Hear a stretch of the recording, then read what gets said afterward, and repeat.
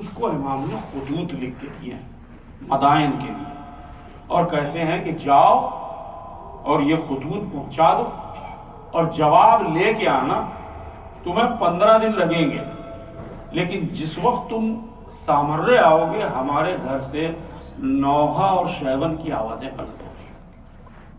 ابو لدیان حکم امام ہے، چلا گیا، لیکن جانے سے پہلے پوچھا مولا اگر آپ شہید ہو جائیں گے تو ہم امامت کا کیا ہوگا؟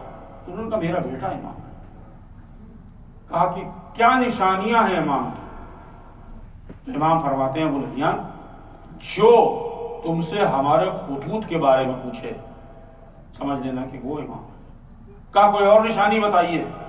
کہا جو تم سے یہ بتا دے کہ تم کتنی رقم لے کے آئے ہو، کس کس کی ہے، تو سمجھ لینا کہ یہ امام ہے، یعنی تمہارے پاس جو مال ہے وہ امام بتا دے گا۔ اور تیسری نشانی یہ ہے کہ جو نماز جنازہ میری پڑھائے وہ امام ہے۔ ابو لدیان کہتا ہے کہ میں حکم امام کے تحت چلا گیا، میرا دل کہتا ہے کہ ابو لدیان کا دل تو یہیں رہا ہو، لیکن وہ گیا، حکم امام تھا، سارے خطوط کو پہنچایا، جواب خطوط لے کر کے واپس پلٹ کے آیا ہے تو 15 دن گزر چکے تھے۔ وہ کہتا ہے میں سامرے میں داخل ہوا تو سامرے میں بہن و گریا کی آوازیں، نوحے کی آوازیں بلند تھی، امام اس دنیا سے جا چکے تھے، اس لیے کہ امام کو زہر دغا سے شہید کیا گیا، امام کو پھل میں زہر دیا گیا، اور زہر دینے کے بعد امام کی کیفیت غیر ہو گئی۔ امام کا ایک خادم ہے عقیل جو امام کی خدمت کرتا ہے، امام فرماتے ہیں آخری وقت جب قریب آ رہا ہے عقیل، جاؤ دوسرے کمرے میں پردے کے پیچھے ایک بچہ نماز پڑھ رہا ہوگا، اسے بلا کے لے آؤ۔ انہوں نے کبھی اس بچے کو دیکھا نہیں تھا، لہذا یہ گئے اور انہوں نے پسے پردہ دیکھا تو کہتے گنگرالے بال والا ایک خوبصورت بچہ تھا جو نماز میں مشغول تھا۔ میں نے کہا امام تمہیں یاد کر رہے ہیں۔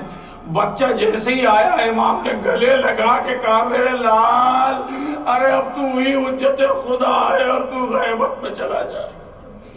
اور اس کے بعد امام نے اس بچے سے کہا کہ بیٹا مجھے وضو کراؤ تاکہ میں نماز پڑھوں۔ وہ بچہ لے کے آیا ہے پانی اور باپ کو وضو کرایا، امام نے نماز پڑھی، اور نماز پڑھنے کے بعد امام ابھی اللہ کے ذکر میں مشغول تھے، اس بچے کو گلے لگایا، اور اس کے بعد امام اس دنیا سے رخصت ہو گئے۔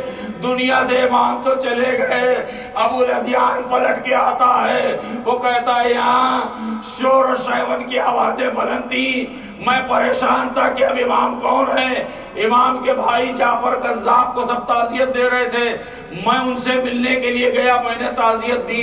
جعفر نے نہ خطوط کے بارے میں پوچھا نہ مال کے بارے میں پوچھا، لوگ سمجھ رہے تھے کہ جعفر امام کی نماز پڑھائیں گے۔ امام کا جنازہ تیار کیا گیا، جنازہ تیار کرنے کے بعد جیسے ہی جعفر آگے بڑھے نماز پڑھانے کے لیے، وہی بچہ ایک مرتبہ پھر آیا، ابا کے دامن کو پکڑ کے کہتا ہے چچا یہ ایک امام دوسرے امام کی نماز پڑھاتا ہے، آپ نماز نہیں پڑھا سکتے۔ جعفر کو کھینچ کے پیچھے کیا، اس 5 برس کے بچے نے اپنی باپ کی نماز پڑھائی، اور نماز پڑھانے کے بعد وہ بچہ پھر غائب ہو گیا۔ ابو لدیان کہتے ہیں کہ میں جعفر کے پاس پھر سے گیا، میں چاہتا تھا کہ یہ شاید پوچھے سوال، انہوں نے کوئی سوال نہیں کیا۔ ناگہاں کچھ لوگ آئے، وہ بھی شیعان امام میں سے تھے، انہوں نے سوال کیا کہ اب امام کون ہے؟ لوگوں نے جعفر کی طرف کہا۔ جعفر کے پاس جب وہ پہنچے تو انہوں نے جعفر سے پوچھا جعفر بتاؤ ہمارے پاس کس کس کے خطوط ہیں؟ جعفر نے کہا کیا تم علم غیب جاننا چاہتے ہو؟ وہ سمجھ گئے کہ امام نہیں ہے۔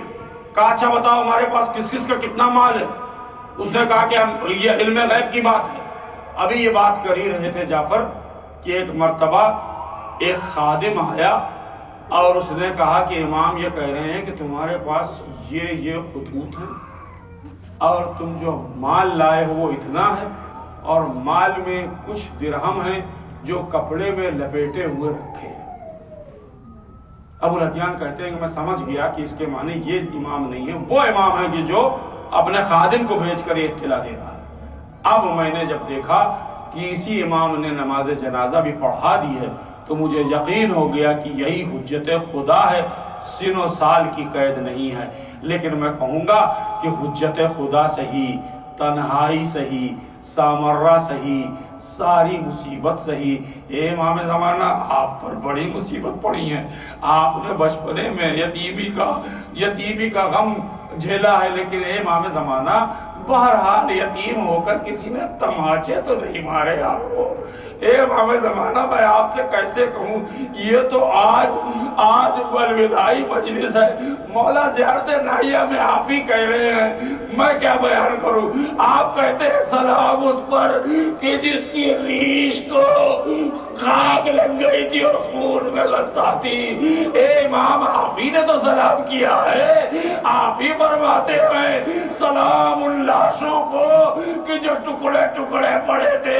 اے امام، آپ ہی تو زیارت ناہیہ میں فرماتے ہیں اے میرے جد، ارے کاش میں ہوتا تو میں اپنی جان دے دیتا۔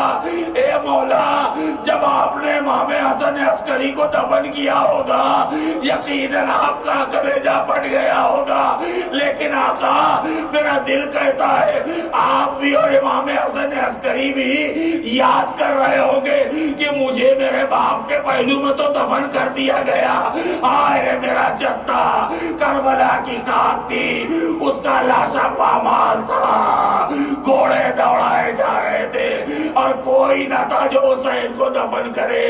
عزیز و شان سے جنازہ اٹھا امام کا، مگر میں کہوں گا وہ کربلا ہے کہ جہاں جنازہ اٹھا نہ دفن کیا گیا۔